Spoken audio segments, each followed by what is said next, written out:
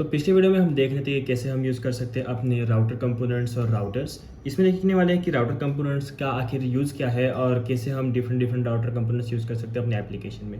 तो सबसे पहले जैसे कि हम देख सकते हैं अपने पास सबसे पहला राउटर कंपोनेंट है ब्राउज़र राउटर।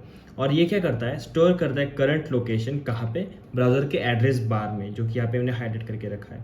और ये कैसे करता है, क्लीन यूआरएल करता है और नेविगेट करता है ब्राउज़र की हिस्ट्री एपीआई के साथ में।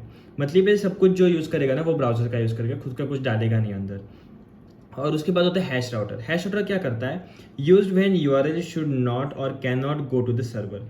मतलब जब यूआरएल सर्वर पे जा नहीं सकती या हमें जाने नहीं देनी तब ये यूज़ करते हैं। और मेजरली क्यों यूज़ होता है, शेयर्ड होस्टिंग में, क्योंकि शेयर्ड होस्टिंग में क्या हो सकता है, बहुत सारे होस्टिंग वगैरह जो शेयर करते हैं ना हम, उसकी वजह से हमें ऐसी रिक्वायरमेंट हो सकती है कि सर्वर पे अपनी यूआरएल ना जाए, ताकि अपने शेयर्ड होस्टिंग में से जो रिस्पॉन्स आता है वो हम प्रॉपरली नेविगेट कर पाए जहाँ पे भी हमें करना है और कॉन्फ्लिक्ट्स ना आए। तो इसीलिए हम शेयर्ड होस्टिंग में ये यूज़ करते हैं। पर इन्होंने कहा है कि जब तक आपको ज़रूरत नहीं होगी ना तब तक ये यूज़ मत करना है, क्योंकि ये रिकमेंडेड नहीं है रिएक्ट राउटर की तरफ से। पर उन्होंने बना के रखा है क्योंकि कभी ज़रूरत पड़ सकती है। और ये करंट लोकेशन जो स्टोर करता है वो कहाँ करता है, हैश पोर्शन में अपने करंट यूआरएल के। उसके बाद होता है मेमोरी राउटर। मेमोरी राउटर में क्या होता है, ये राउटर जो है उसके कंप्लीट कंट्रोल होता है अपने राउटिंग के स्टैक पे। ये ब्राउज़र का राउटर जो होता है ना वो नहीं यूज़ करता, ब्राउज़र का स्टैक यूज़ नहीं करता। ये यूज़ करेगा अपना खुद का चीज़। जो खुद का चीज़ क्या है उसका, वो है कि अपना खुद का एक स्टैक बना के रखेगा और वहाँ पे सारा डेटा डालेगा।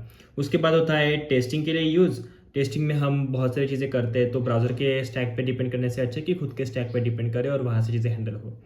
उसके बाद ये जो है ये हिस्ट्री एपीआई को टाइड नहीं होता, जो कि हमने अभी देखा, या फिर किसी एक्सटर्नल हिस्ट्री को यूज़ नहीं करता।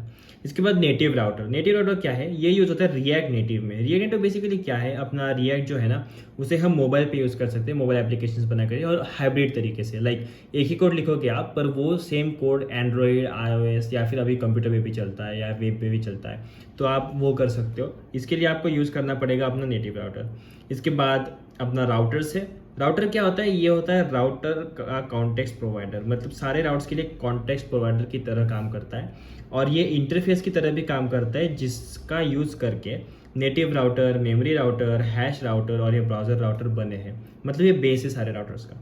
इसके बाद स्टैटिक राउटर। स्टैटिक राउटर जैसे कि हमने देखा था कि पिछले वीडियो में स्टैटिक वाले जो प्रोवाइडर्स थे वो हम यूज़ कर रहे थे, ताकि हम स्टैटिकली एक्सेस कर पाए अपना रिएक्ट का राउट अपने सर्वर पे, जब हम नोड.जेएस वाले एनवायरनमेंट से कुछ सेंड करना चाहते हैं अपने एप्लीकेशन में फ्रंट एंड के लिए एज अ HTML टेम्पलेट। तो इसकी वजह से ये जो स्टैटिक राउटर है ना वो सर्वर पे यूज़ होगा, बेसिकली नोड एनवायरनमेंट में यूज़ होगा, और इसे यूज़ करके हम सर्वर पे SSR करके अपने राउट्स वगैरह क्रिएट कर सकते हैं। तो ये तो हो गई इसकी सारी थ्योरी। इसका प्रैक्टिकल देखने की ज़रूरत नहीं है, क्योंकि बहुत सारी चीज़ें ऐसी है कि जो यूज़ केस स्पेसिफिक है, और हमें अभी तो ज़रूरत नहीं है किसी सारी चीज़ों की, और ना कभी लाइक होगी भी, क्योंकि ये बहुत एडवांस लेवल की चीज़ें हैं और स्पेसिफिक चीज़ें हैं, जैसे कि टेस्टिंग में यूज़ होगी, कुछ बस यूआरएल के हैश के लिए यूज़ होगा, कुछ बस SSR में यूज़ होगा। तो अभी इसका प्रैक्टिकल नहीं देखते, पर लैपटॉप की स्क्रीन पे जाके देखते हैं कि और क्या क्या चीज़ें दी गई है और हम किसे पढ़ सकते हैं इसके बारे में। और तो ये जो पढ़ा ना हमने अभी, ये काफ़ी है। इससे ज़्यादा आपको इन्फॉर्मेशन की ज़रूरत कभी भी नहीं पड़ेगी, अनलेस एंड अनटिल रिएक्ट का वर्जन, रिएक्ट राउटर का वर्जन अपडेट हो जाए और कुछ नई चीज़ें आ जाए। पर इन्फॉर्मेशन के लिए ये इनफ है। पर देखते हैं कि डॉक्यूमेंटेशन में और क्या क्या दिया है। तो चलते लैपटॉप की स्क्रीन पर। सबसे पहले ये रहा ब्राउज़र राउटर। यहाँ पे बस उन्होंने दिया है कि बेस नेम आप डाल सकते हो, आप फ्यूचर फ्लैग्स डाल सकते हो, जो कि फीचर फ्लैग्स होते हैं बेसिकली अगले वर्जन्स के लिए, और विंडो वगैरह डाल सकते हो। ये 3 चीज़ें एक्स्ट्रा है बस इसमें। हैश राउटर में अगर जाए तो थेरी तो इसकी वही है कि यूज़ मत करना, अभी के लिए ज़रूरत नहीं है तो। और अगर आप यूज़ करना चाहते हो तो शेयर होस्टिंग वगैरह में यूज़ करना है, सर्वर पे यूआरएल नहीं जाने देना है, वो सारी चीज़ें दी गई है। यहाँ पे भी सेम बेस नेम डाल सकते हो, फ्यूचर फ्लैग डाल सकते हो, विंडो डाल सकते हो, सेम चीज़।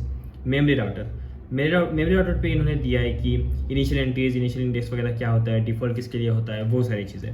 और आप किसी यूज़ कर सकते हो, तो इनिशियल एंट्रीज में आप बस अपनी एंट्रीज डाल सकते हो जहाँ से राउटर स्टार्ट होगा अपना यूज़ करना। यहाँ पे बेस नेम और फ्यूचर फ्लैग है, विंडो का एक्सेस नहीं दे सकते आप यहाँ पे। इसके बाद ये रहा नेटिव राउटर। नेटिव राउटर पे क्या है, रिएक्ट राउटर में यूज़ होता है, रिएक्ट नेटिव में यूज़ होता है बेसिकली। तो यहाँ पे ज़्यादा इन्फॉर्मेशन नहीं है, बस ये इनिशियल एंट्रीज और इनिशियल इंडेक्स दिया है उन्होंने। इसके बाद राउटर, ये तो इंटरफेस की तरह काम करता है, तो इसको वैसे पढ़ के ज़्यादा फ़ायदा भी नहीं है। आप यूज़ करोगे तो इसे अपने एप्लीकेशन में बस कॉन्टेक्स्ट प्रोवाइडर की तरह यूज़ करोगे। हमने जो किया था यूज़ वो एक था राउटर, यहाँ पे भी एक राउटर है। हमने जो यूज़ किया था वो यहाँ से आता था, राउटर प्रोवाइडर। राउटर प्रोवाइडर इसी को यूज़ करता है ताकि वो अपना कॉन्टेक्स्ट प्रोवाइडर बना सके। और बाकी ये सबसे बेसिक चीज़ है, लाइक सबसे टॉप लेवल वाली जिस पे कुछ ज़्यादा फीचर्स अवेलेबल नहीं है, वो चीज़ जो होती है ना, वो ये वाली चीज़ है।